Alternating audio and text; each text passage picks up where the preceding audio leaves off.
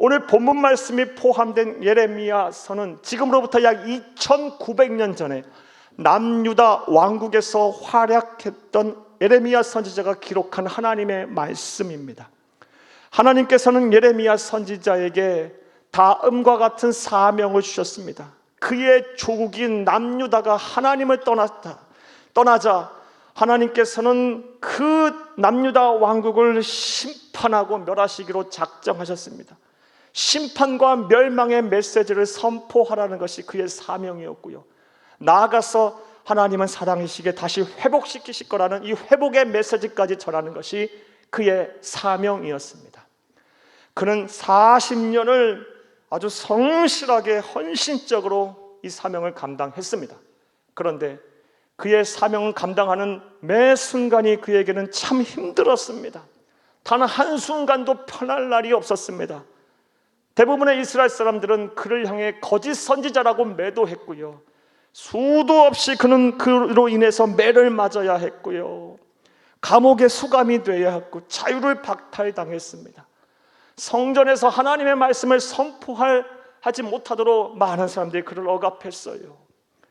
그래서 그가 택한 방법은 하나님의 말씀을 두루마리에 기록해서 서기관인 바룩을 통해 선포하게 하였어요. 하지만 그것 또한 여의치가 않았습니다. 에레미야서 36장 20절에서 25절까지의 말씀을 보게 되면 당시 유다 왕국의 왕이었던 여호야김이 이 두루마리 성경을 빼앗아서 칼로 다 잘라버려요. 그리고 불살라버렸어요. 당시 이스라엘 백성들은 하나님을 떠났어요. 하나님 앞에서 악을 행했어요. 그러자 하나님께서는 그들을 향해 심판과 저주의 메시지를 예언케 하셨습니다. 우리 예레미야서 29장 17절에서 19절을 함께 보겠습니다. 만군의 여호와께서 이와 같이 말씀하시되, 보라, 내가 칼과 기근과 전염병을 그들에게 보내어 그들에게 상하여 먹을 수 없는 몹쓸 무화과 같게 하겠고, 내가 칼과 기근과 전염병으로 그들을 뒤따르게 하며 그들을 세계 여러 가운데서 흩어 학대를 당하게 할 것이며, 내가 그들을 쫓아낸 나라들 가운데서 저주와 경악과 조소와 수모의 대상이 되게 하리라. 19절, 여호와의 말씀이니라. 너희들이 내 말을 듣지 않았기 때문이니라. 내가 내 종 선지자들을 너희에게 꾸준히 보냈으나 너희는 그들의 말을 듣지 아니하였느니라. 여호와의 말씀이니라. 얼마나 무섭고 떨리는 말씀입니까? 하나님 앞에 죄를 범한 이스라엘 백성들을 하나님은 저주와 심판을 말씀하셨어요. 칼과 기근과 전염병이 끊이질 않을 것이다. 너희들을 여러 나라 가운데 흩어버릴 것이다. 그래서 먹지 못할 몹쓸 무화과 나무 같게 할 것이다.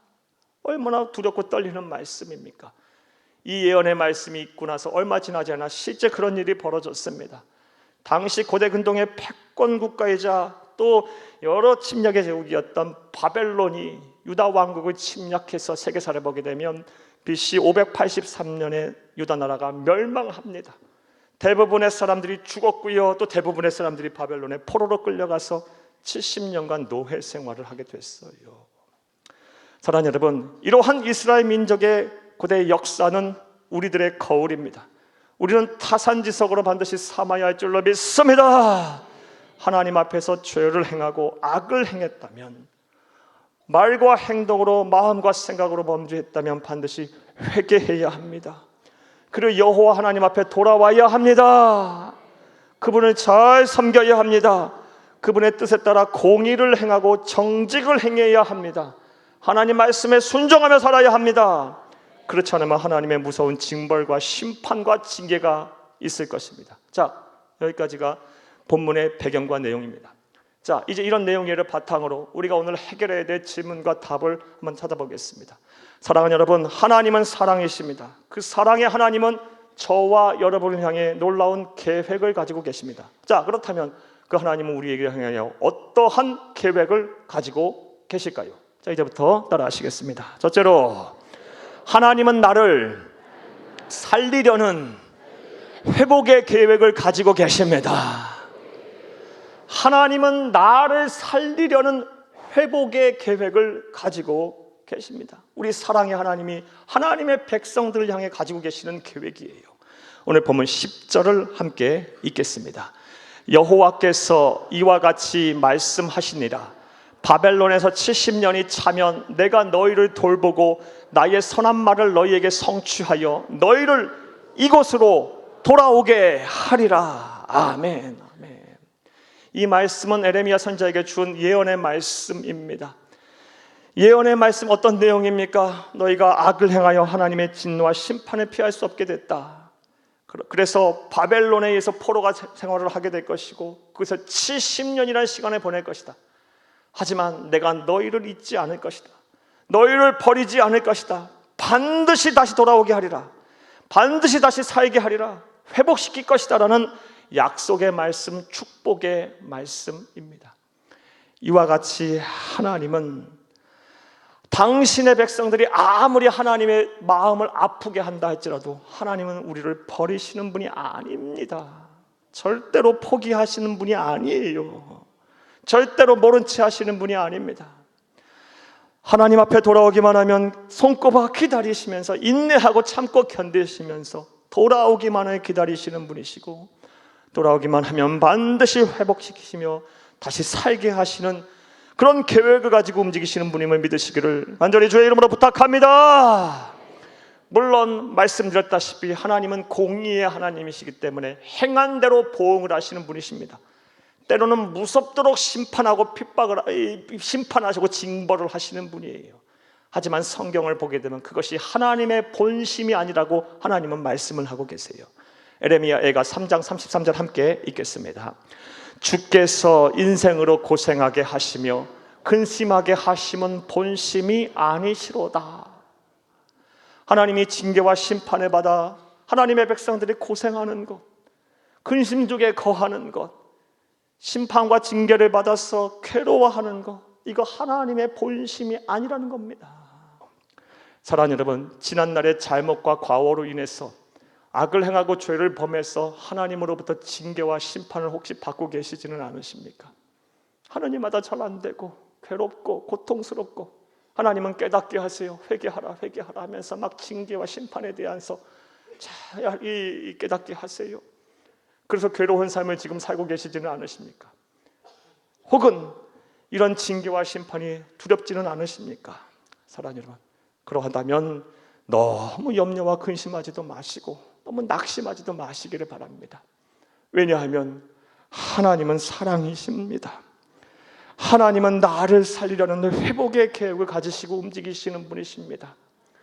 우리가 하나님 앞에 돌아오기만 한다면, 하나님을 떠나지 않는다면, 하나님의 손을 어떻게든 붙잡고 있는다면 하나님은 지난날의 과오와 잘못을 다 용서하시고 하나님의 정한 시간에 반드시 우리를 다시 살리실 것입니다.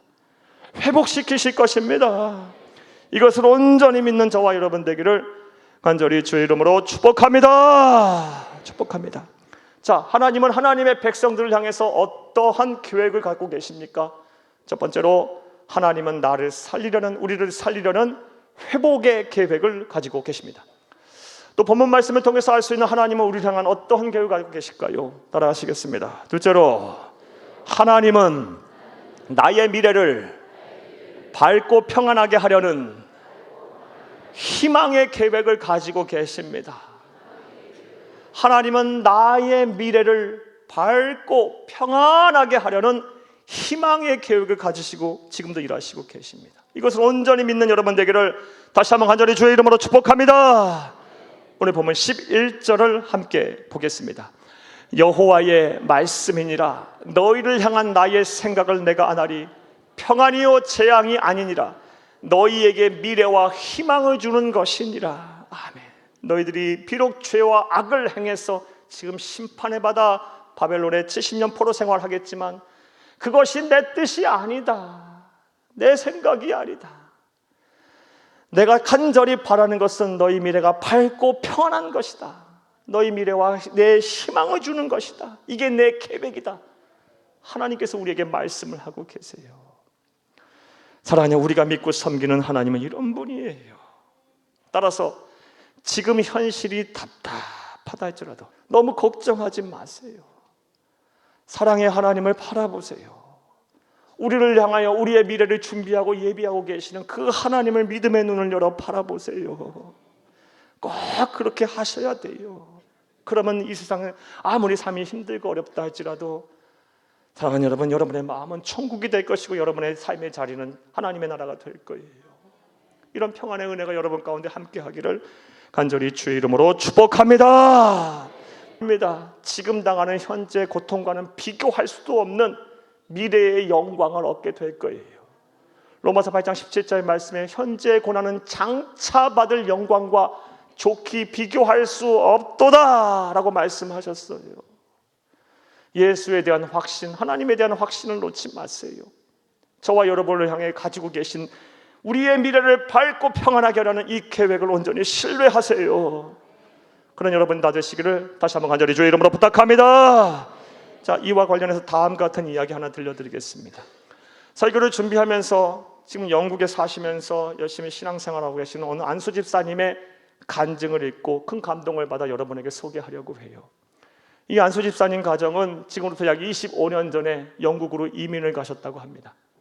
영국으로 이민을 가신 목적은 단 하나입니다. 하나뿐인 아들의 자녀 교육을 위해서 가셨다고 해요. 자녀 교육을 위해 그냥 온갖 굳은 일 다 하며 자녀를 잘 키웠어요.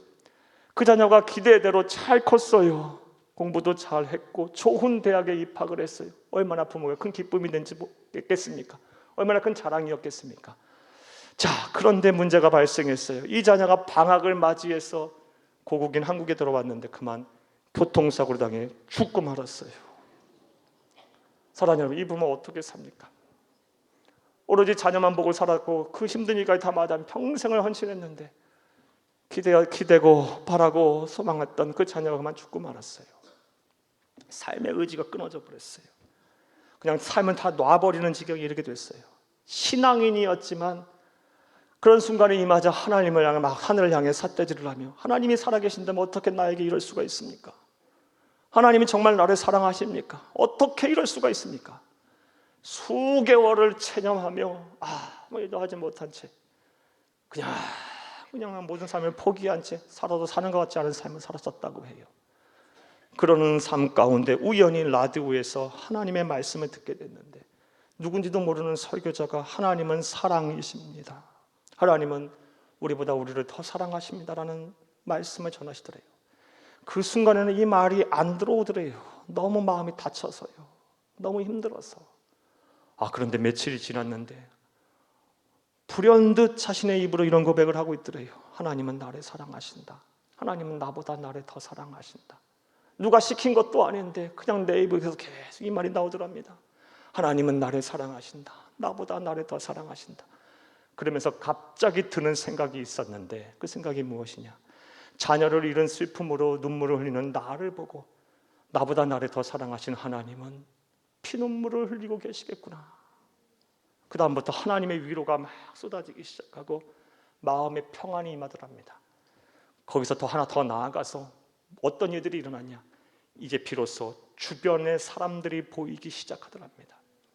평생을 자기 성경과 가족과 그리고 자녀만 위해서 살았는데 오로지 내 앞길만 나 자신만 보고 살았는데 그때 비로소 주변 사람들이 보이기 시작하더래요. 가만히 주변에 돌아보니 자신과 같은 처지에 있는 사람들이 그렇게 많더랍니다. 아니, 더 힘든 삶을 사는 사람들이 더 많더랍니다. 그럼부터 이제 깨닫게 됐대요. 내가 이 사람들을 위해 이 사람들을 돕고 하나님의 사랑을 베풀면서 살아야겠구나. 이분은 간증을 다음과 같이 마무리하고 계셨어요. 문득 아들이 너무 보고 싶습니다. 하지만 더 이상 슬퍼하지 않으렵니다. 왜냐? 천국에 가서 보게 될 거니까. 어차피 잠시 왔다 잠시 갈 세상, 시간이 지나면 이 아들 다시 만나게 될 거니까 나에겐 소망이 있습니다 라고 이야기하며 지금 더 행복합니다. 왜냐하면 이전에 알지 못했던 것을 보게 됐고 내가 사는 이유와 비전을 발견했기 때문입니다. 나는 행복한 삶을 살고 있습니다 라는 간증을 읽었어요.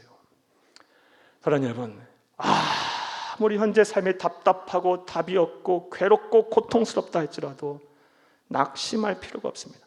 성도는 낙심할 이유가 없습니다. 하나님의 자녀, 하나님의 백성들은 절망할 필요가 없습니다. 왜냐하면 나의 미래를 밝고 평안하게 하려는 계획을 가진 하나님이 나와 함께 하시기 때문입니다.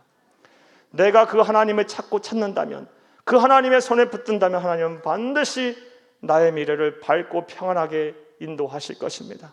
가장 선하고 바르고 온전한 길로 나를 책임지시고 나를 인도하여 주실 것입니다. 오늘 예배에 처음 나왔다 해도 상관없습니다.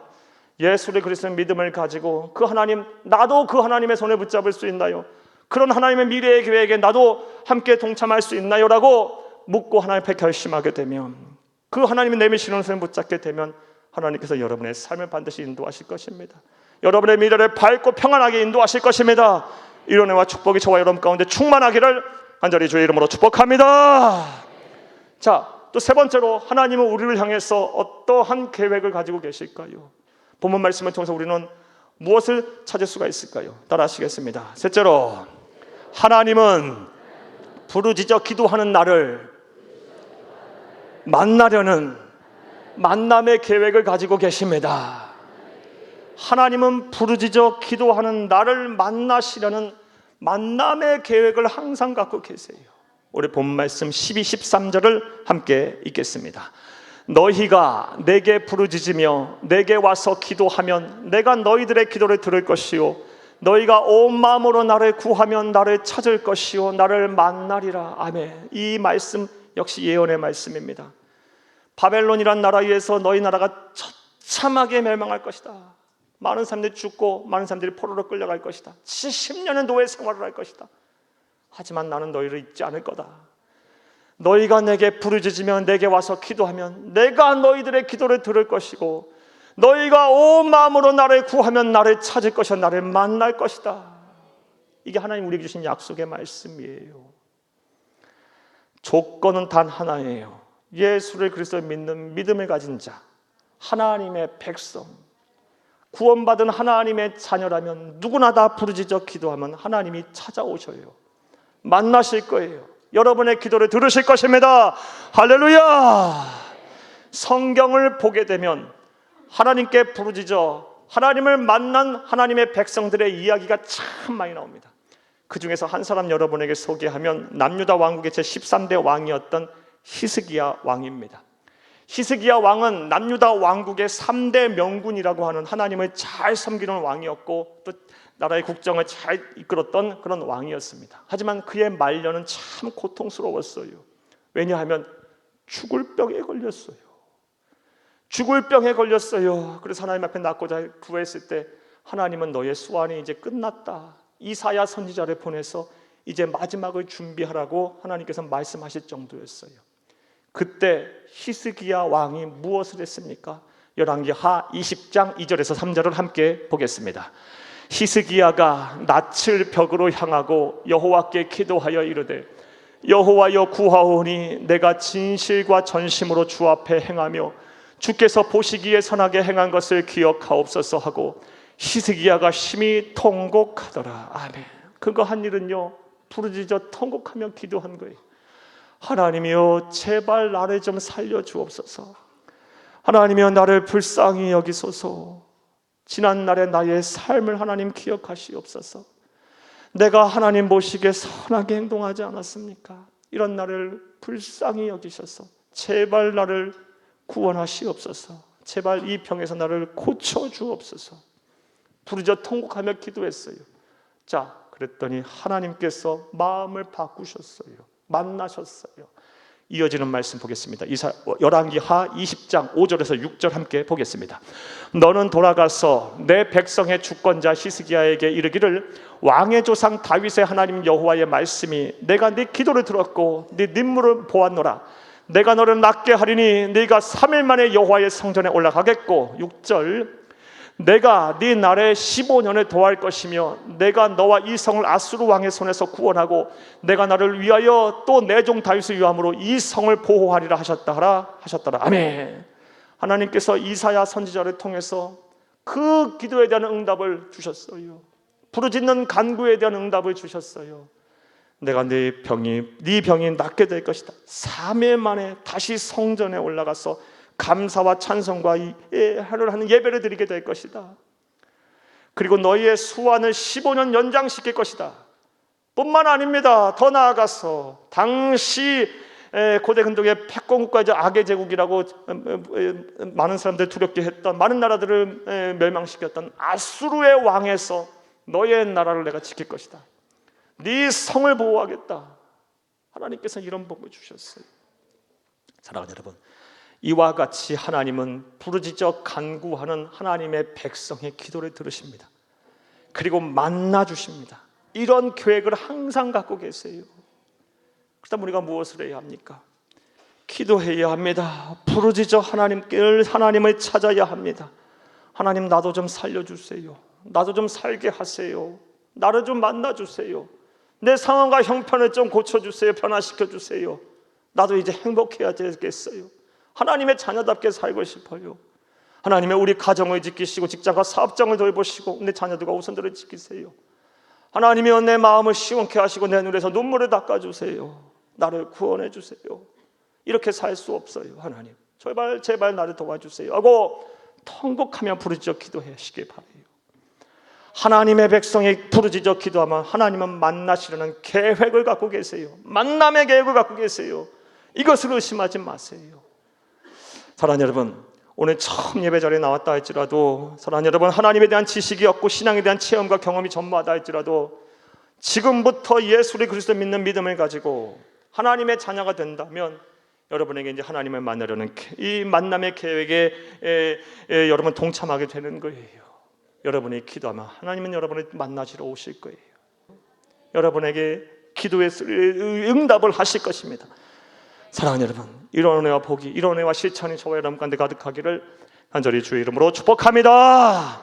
자, 그런데 이것은 해도 되고 안 해도 되고의 문제가 아닙니다. 왜냐하면 우리 주 예수 그리스도, 우리가 사랑하고 우리가 믿고 우리가 섬기고 우리가 본받으려 하는 우리 주 예수 그리스도께서 이 세상 계시는 동안 그 무엇보다 열심히 하신 일이기 때문입니다. 히브리서 5장 7절을 함께 읽겠습니다. 그는 육체에 계실 때에 자기를 죽음에서 능히 구원하실 이에게 심한 통곡과 눈물로 간구와 소원을 올렸고 그의 경건하심으로 말미암아 들으심을 얻었느니라. 아멘. 우리 예수님께서 이 세상에 왜 오셨습니까? 우리를 구원하시기 위해서, 우리를 대신하여 십자가에서 죽으시기 위해서, 우리의 죄값을 치르기 위해서 이 세상에 오셨어요. 오신 이상 그는 완전한 하나님이신 동시에 또 완전한 인간이셨어요. 완전한 인간이신 하나님, 무엇을 하셨답니까? 날마다 통곡과 눈물로 하나님께, 성부 하나님께 호소하셨대요. 그리고 그의 경건하심으로 말미암아 하나님으로부터 들으심을 받았느니라. 하나님을 만났다는 얘기예요. 우리 예수님이 이러하셨다면 우리도 마땅히 당연히 해야 하는 것 아닙니까? 오늘날 많은 성도님들을 보면서 때로는 우리 하나님의 아버지께서 죄송하지만 참 답답해 하시겠구나라는 생각을 종종 할 때가 있습니다.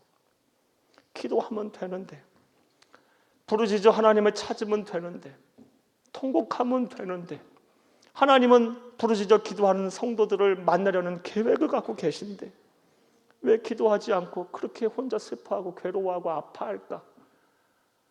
하나님은 여러분을 기다리고 계세요. 여러분의 마음의 문을 두드리고 계세요. 이제 사랑하는 아들아, 사랑하는 딸아, 제발 네 마음의 문을 열고 나를 만나자꾸나라고 하나님은 기다리고 계세요.